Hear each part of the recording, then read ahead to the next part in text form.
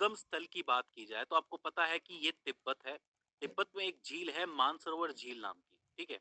इसके पास एक जिला है जिसका नाम है पुरंग जिला। इस पुरंग जिले में एक चेमा युंगडुंग, ध्यान से सुनिए, चेमा युंगडुंग नाम का एक ग्लेशियर है। इस ग्लेशियर से ही शुरुआत होती है ब्रह्मपुत्र नदी के प्रवाह की। तो अगर आपसे कोई पूछे कि इसका उद्गम स्थल कहाँ है, तो आप लिखेंगे तिब्बत में एक जिला है पुरंग जिला, जो मानसरोवर झील के पास है। वहां पे एक ग्लेशियर है चेमा युंगडुंग नाम का।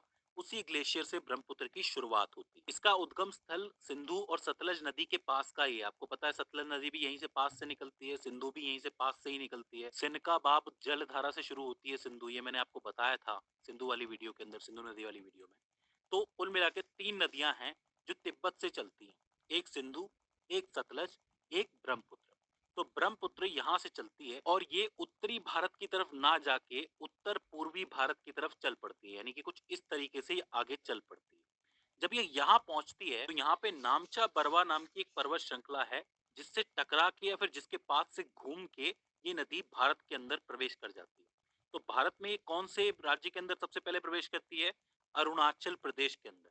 अरुणाचल प्रदेश से होते हुए ये असम में जाती है और असम से होते हुए बांग्लादेश चली जाती है और बांग्लादेश से गुजर के ये बंगाल की खाड़ी में जाके गिर जाती है। तो इसका उद्गम जो है वो तिब्बत है और जो इसका एंड है, मतलब अंत है, वो इसकी बंगाल की खाड़ी है। तो ये एक तरीके का नक्शा हो जाता है या फिर एक तरीके का प्रवाह मार्ग हो जाता है ब्रह्मपुत्र का।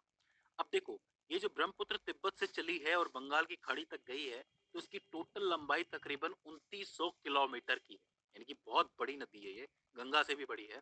लेकिन भारत की जमीन पर ये सिर्फ 916 किलोमीटर तक ही बहती है, इसीलिए इसे भारत की सबसे लंबी नदी नहीं कहा जा सकता। बहुत सारे बच्चों में कंफ्यूजन होता है कि सबसे लंबी नदी ब्रह्मपुत्र है या गंगा है। तो देखो, भारत की भूमि पे जो बह रही है सबसे लंबी नदी वो गंगा है। बाकी भारत पे सिर्फ 916 किलोमीटर तक बहती है ब्रह्मपुत्र। अब इसके बारे में एक विशेष बात यह है कि ये नदी जहां जहां से गुजरती है वहां वहां इसका नाम बदल जाता है। जैसे कि बात करें तिब्बत की, तो तिब्बत में ब्रह्मपुत्र को सांगपो या फिर सांपो के नाम से जाना जाता है, याद रखना, सांगपो या फिर सांपो के नाम से जाना जाता है। इसके अलावा बाकी चीन के अंदर इसे यारलुंग जांगबो के नाम से जाना जाता है। देखो, मिलते जुलते शब्द हैं, सांगपो और जांगपो, आगे यारलुंग भी लगा हुआ है। तो ये चीज याद रखना, थोड़ा नाम टेढ़ा है, यारलुंग जांगबो। वहीं जब ये अरुणाचल प्रदेश आती है तो इसे दिहांग नदी कहा जाता है।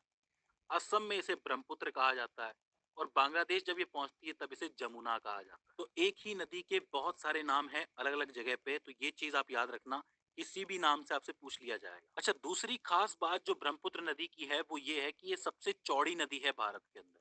ये नदी इतनी चौड़ी है कि इसके बीच में द्वीप बने हुए हैं। आपने सुना होगा कि समुद्र है, समुद्र के ऊपर टापू होते हैं, द्वीप होते हैं, बहुत से छोटे बड़े होते हैं। लेकिन आपने नदी द्वीप का नाम सुना है? नदी द्वीप भी इस नदी के अंदर बने हुए हैं। असम के अंदर एक द्वीप है जिसको माजोली द्वीप के नाम से जाना जाता है।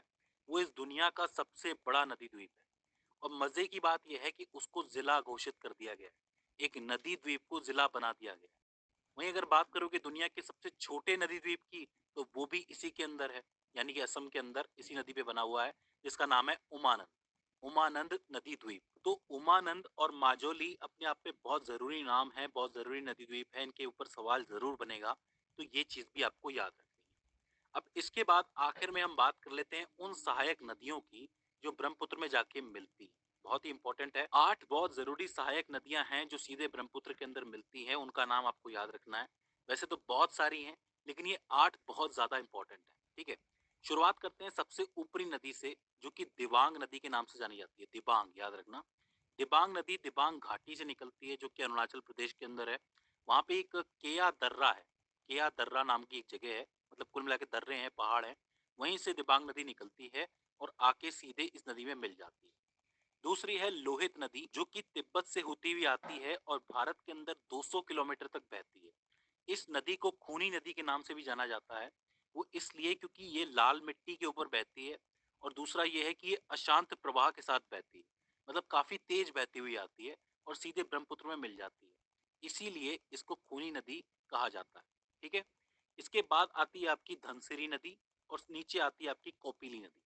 तो ये जो आपके लेफ्ट साइड की हैं 4 इंपॉर्टेंट नदियां हैं, दिबांग नदी, लोहित नदी, धनसिरी नदी और कोपिली नदी। वहीं इस तरफ भी 4 नदियां हैं इंपॉर्टेंट सी। सबसे पहली तो है आपकी तीस्ता नदी। तीस्ता नदी का नाम आपने सुना होगा। ये इस तरीके से चलती हुई आती है और यहाँ आके मिलती है। इसके बाद ऊपर है संकोश नदी, फिर आती है मानस नदी और फिर आती है सुबनसिरी नदी। ये 4 इंपॉर्टेंट नदियां हैं इस तरफ वाली। तो आपको दोनों तरफ की चारों इंपॉर्टेंट नदियां याद रखनी है। कौन कौन सी हो गई? दिबांग, लोहित